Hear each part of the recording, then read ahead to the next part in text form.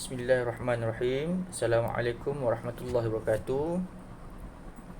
Pertamanya saya ingin mengucapkan ribuan terima kasih kepada ibu-ibu, ayah-ayah yang tak putus asa untuk memberi sokongan kepada anak-anak untuk teruskan pembelajaran mereka walaupun dalam keadaan anak-anak terpaksa belajar di rumah tanpa bersemuka dengan guru-guru.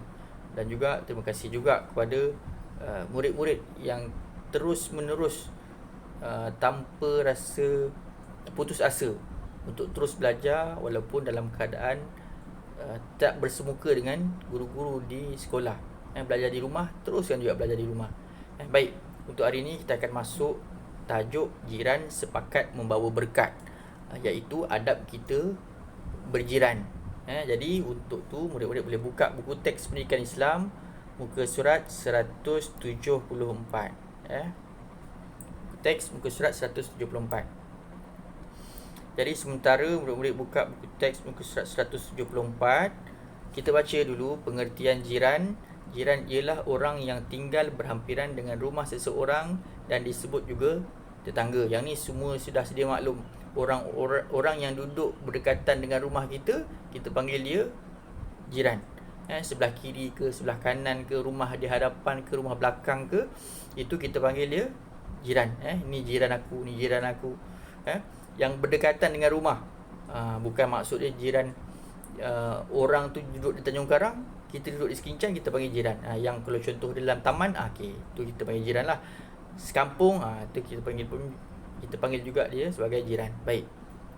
Nabi bersabda, yang diriwayatkan oleh Abi Hurairah, Nabi bersabda, man kana yu'minu billahi wal yaumil akhir fala yu'dhi jarahu. Riwayat Bukhari wa Muslim. Maksud dia daripada Abu Hurairah radhiyallahu anhu bahawa Rasulullah sallallahu alaihi wasallam bersabda, sesiapa yang beriman dengan Allah dan hari akhirat, maka janganlah menyakiti jirannya. Nabi berpesan kat kita ni, siapa yang beriman dengan Allah dan siapa beriman dengan hari akhirat, janganlah sakiti jirannya. Jadi siapa yang sakiti jirannya, secara tak langsung kita boleh kata dia tak beriman dengan Allah, tidak beriman dengan hari akhirat. Apa kena mengena hari akhirat? Menyakiti jiran boleh menyebabkan seorang itu diazab di akhirat tu nanti. Riwayat Bukhari dan Muslim.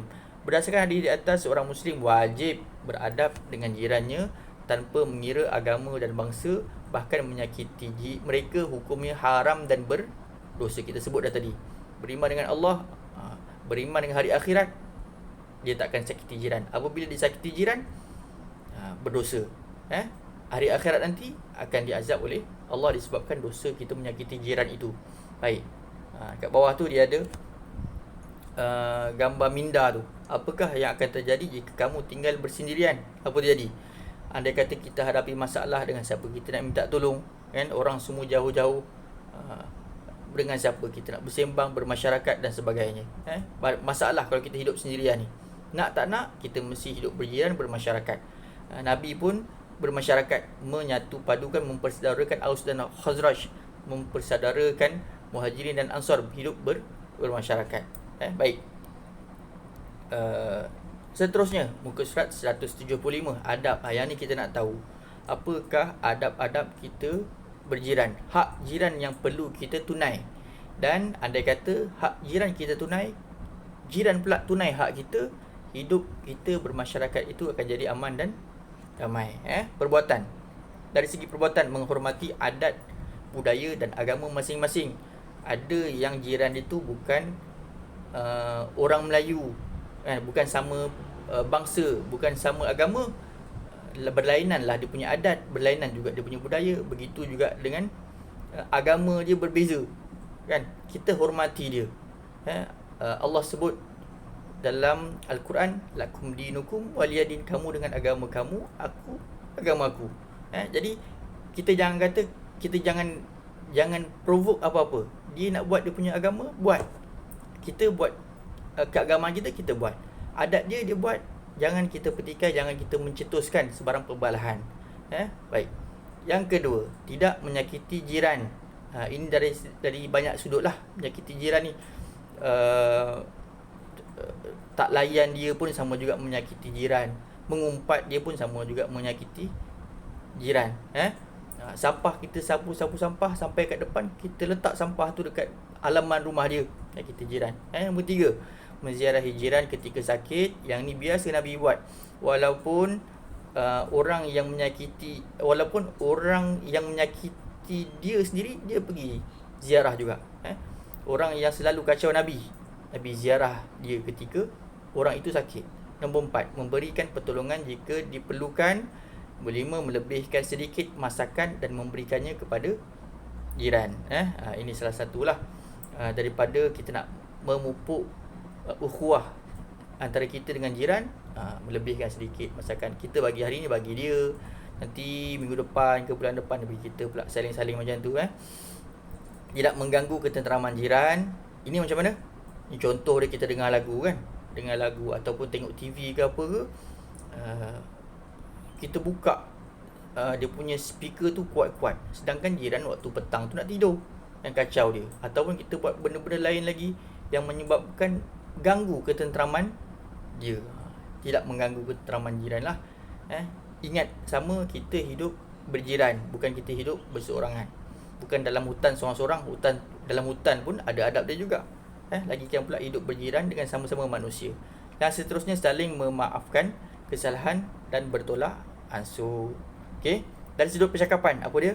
Memberikan nasihat sekiranya perlu. Ada apa-apa yang perlu ditegur, kita tegur. Tapi pastikan dengan cara yang sebaiknya. Takut-takut nanti kan dengan disebabkan nasihat kita itu, kita bermasam muka pula dengan dia. Dia tak nak pula tegur kita. Tengok juga situasi, tengok juga cara apa yang kita nak bagi nasihat kepada dia. Yang kedua, mengucapkan tahniah atas kejayaan jiran. Nombor 3, menjaga pertuturan. Pastikan sebelum cakap tu, kita fikir dulu sama ada percakapan kita itu akan menyebabkan dia terasa hati dan sebagainya. Baik. Seterusnya, emosi, berprasangka baik dengan jiran. Yang kedua, bersimpati apabila jiran ditimpa kemalangan. Yang ini termasuk sekali juga, kita boleh ziarahi dia.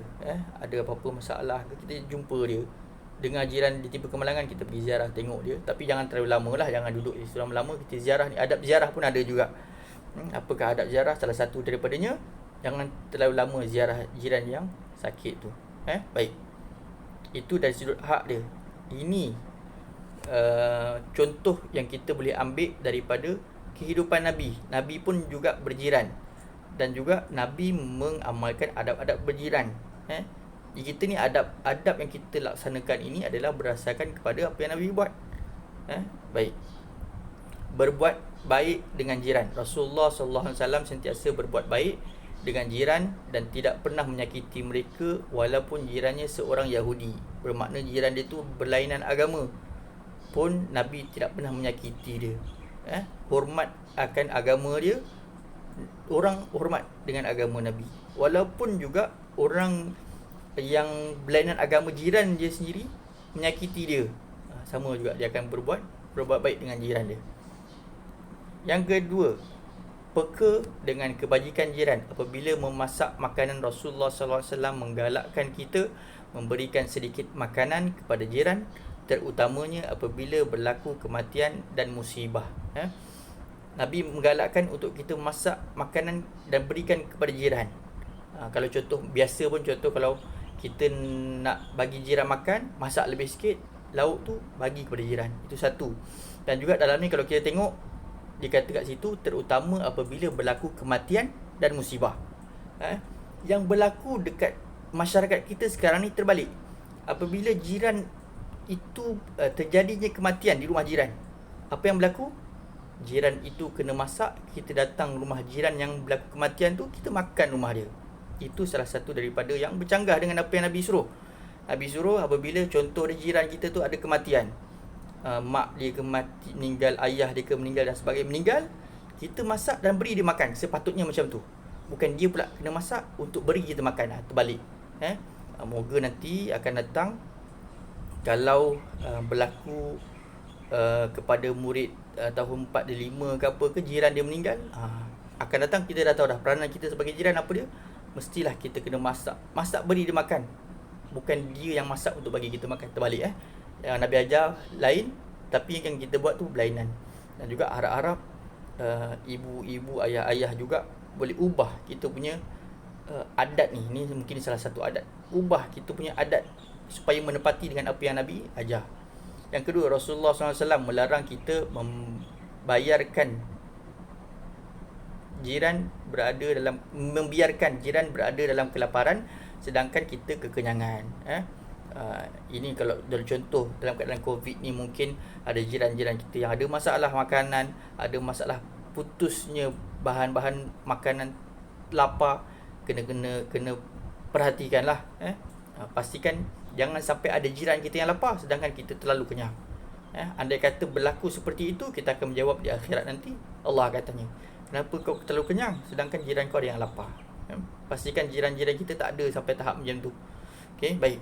Seterusnya, menghargai jiran. Rasulullah SAW berpesan agar kita kerap memberikan hadiah kepada jiran dan mendahulukan jiran yang berdekatan. Yang kedua, Rasulullah SAW juga menegah kita meremehkan perbuatan jiran walaupun kurang bernilai. Apa yang dia buat tu biar. Kalau tak nak hargai pun biar. Tak perlu kita nak remeh-remehkan. Alah, macam ni je, lebih baik tak payah buat, kan? Dia buat konon-kononnya dia buat garaj kereta. Yang kita, alah macam ni je kau buat, lebih tak payah buat, kan? Membazir je lah, jangan macam tu. Paling tak pun kalau kita rasa macam tak berapa nak setuju, kita bagi pendapat, lebih baik kalau kau buat macam ni lagi cantik. Ni pun dah cantik dah ni, kan? Kalau kau buat macam ni lagi cantik ni. Kalau kau nak tu, tu ada bahan kat belakang tu, ambil je lah, kan? Itu salah satu daripada cara dia lah. Okey. Dan itu apa yang Nabi buat lah. Yang ni kepentingan adab berjiran, murid-murid boleh baca sendiri. Okey. Saya rasa untuk hari ini sekadar itu dulu. Penerangan tentang adab-adab berjiran, murid-murid boleh baca dekat muka surat 174 sehinggalah muka surat 177 ni. Okey. Kalau ada apa-apa boleh terus hubungi saya. Sekian. Wassalamualaikum warahmatullahi wabarakatuh.